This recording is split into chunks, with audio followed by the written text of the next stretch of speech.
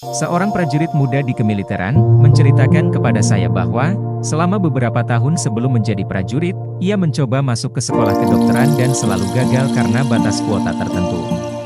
Ia beranggapan bahwa ia akan selalu ditolak karena ras dan agamanya. Padahal nilainya selalu di atas rata-rata. Sesungguhnya pria muda ini sangat percaya bahwa ia adalah korban prasangka rasial. Saya menjelaskan kepadanya bahwa kecerdasan tak terhingga yang adalah Tuhan yang berdiam dalam diri kita. Tidak pernah membedakan orang. Dia akan menjawab semua orang sesuai dengan keyakinan mereka, sesuai dengan apa yang dipercaya. Setelah obrolan yang panjang, pemuda ini mulai mengerti dan melakukan eksperimen sesuai yang saya ajarkan kepadanya. Pada malam hari ketika ia akan tidur, ia harus membayangkan bahwa ia memegang ijazah kedokteran bertuliskan namanya, yang menyatakan bahwa ia seorang dokter dan ahli bedah. Setiap malam, ia mulai merasakan ijazah itu dengan tangan imajinernya, dan merasakan kegembiraan dari suasana itu. Ia membuat gambaran mentalnya menjadi nyata dan alami dengan memusatkan perhatiannya pada satu hal, ijazah. Ia terus merenungkan perwujudannya, saat ia pergi tidur sambil merasakan ijazah imajinernya ada di tangannya. Setelah ia melakukan hal ini selama sebulan, komandannya memanggil dia dan memberitahunya untuk mengikuti ujian sehubungan dengan pelatihan pramedis yang pernah ia ikuti. Jika ia mendapat nilai bagus, ia akan dikirim ke sekolah kedokteran dengan biaya militer.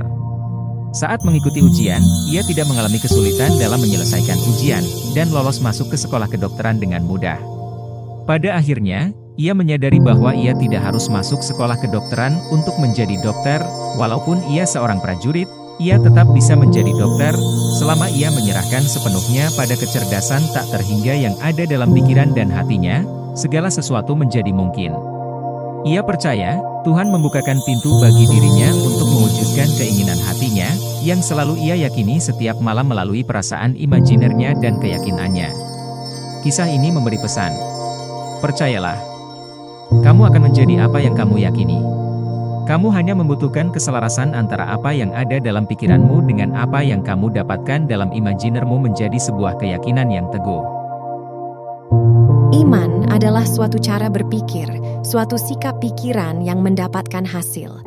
Iman adalah gabungan dari pemikiran dan perasaan, dari pikiran dan hati kita, yang begitu utuh, kuat, dan tak tergoyahkan, sehingga tidak ada kejadian eksternal apapun yang bisa mempengaruhinya.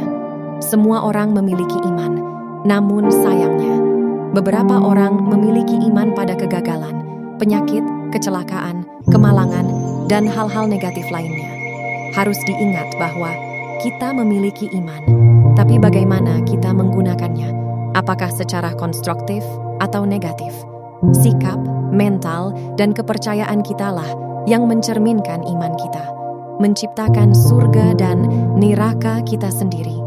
Berimanlah pada kebaikan Tuhan dan pada semua hal yang baik. Yakinlah pada kuasa Tuhan yang menciptakanmu, yang memampukanmu berjalan di atas lautan ketakutan, keraguan, kecemasan, dan segala macam bahaya. Iman adalah dasar dari segala hal yang kita harapkan dan bukti dari segala sesuatu yang tidak kita lihat. Semua hal di dalam hidup kita adalah manifestasi dari iman kita sendiri pada apa yang tidak terlihat. Kehadiran Maha Kuasa yang disebut Tuhan selalu responsif terhadap pemikiran dan perasaan kita. Contoh, jika Anda menyatakan, "Aku kuat dan penuh kuasa," Anda akan menjadi kuat dan tegar. Kita akan menjadi apa yang kita imani, karena kita menunjukkan dan mewujudkan apa yang kita percayai tentang diri kita di dalam dunia ini.